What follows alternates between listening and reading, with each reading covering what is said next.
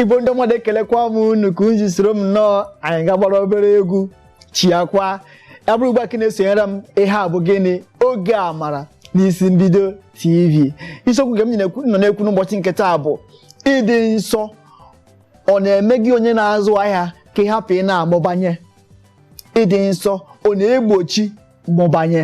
Ihe a bụ isiokwu anyị na-ekwu n'ụbọchị nke taa.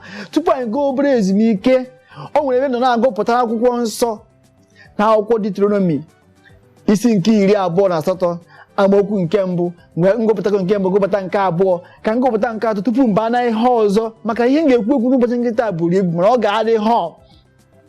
Isi nke atọ wee sị, blessed shall thou be in the city and blessed shall thou be in the field. Ịnụ ihe o kwuru? Ọ sị ngọzi ka ị ga-adị n'obodo ahụ nke ị nọ na-agba mbọ. Ngọzi ka ị ga-adịkwa n'ebe ahụ ị na-agba mbọ. Nke pụtara ya bụ na ị na-edobe iwu Chineke, na-ekwu eziokwu dịka onye ụkọchukwu nke nọ n'ụlọ ụka. Ị na-ekwu ihe Chineke kwuru, ọ bụghị ihe obi gị si kwuo. Ị ga-abụ onye ga na-amụbanye. Ị ga na-abụ onye ga na-enwe ndị nzukọ. Ị bụ onye nke ahụ na-arụ ọrụ gọọmenti, ị naghị ana aka azụ, ọnwụ ike agaghị egbu gị. Ị gaghị aka nkụ ụsụ. Ị gaghị abụ onye ga-abụ erịtụta ọrụ, ụmụ gị agaghị abụ uru. Ị bụrụ onye uwe ojii, ị naghị anapụ mmadụ ihe na-ekwesịghị ịnapụ ya. Ị na-eme otu ahụ, ụmụ gị ga-abara gị uru. Ọ sị ngọzi ga-adịrị gị n'obodo ahụ nke ị nọ, n'ebe ahụ nke ị na-agba mbọ, ma ọ bụrụ gịnị, ma ọ bụrụ na ị ga-edobe iwu ndị ahụ o nyere, iwu ndị dị iche iche ahụ o nyere, nke bụ emegbula mmadụ ibe gị, atụla asị tigide mmadụ ibe gị. Nkwunye taa ha buru ibu.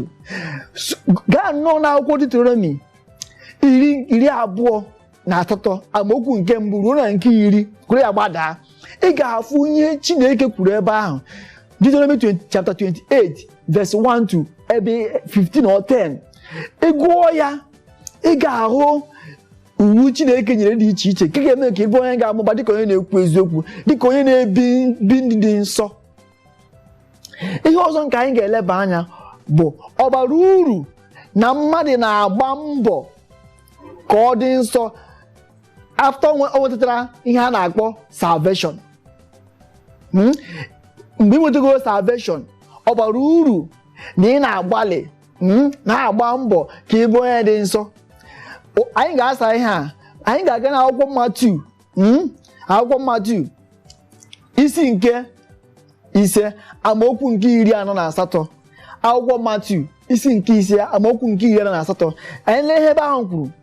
Ebe ahụ si, be ye therefore perfect, even as your Father which is in heaven is perfect. Be perfect. Bụ onye ziri ezi, bụ onye zuru oke. Ịmara mmadụ apụghị izu oke. Ihe ebe ahụ na-akọwa bụ ebe ọ bụ na mmadụ apụghị izu oke, ọ ya pụtara na anyị ga na-agba mbọ hụ na anyị zuru oke. Ya bụ na inwetago nzọpụta ka a na-akpọ salvation, ọ bara uru na ị na-agba mbọ hụ na ịdị nsọ gị na-abụ ihe na-adị renew, na-abụ ihe a na-enwe kwa ụbọchị, kwa oge.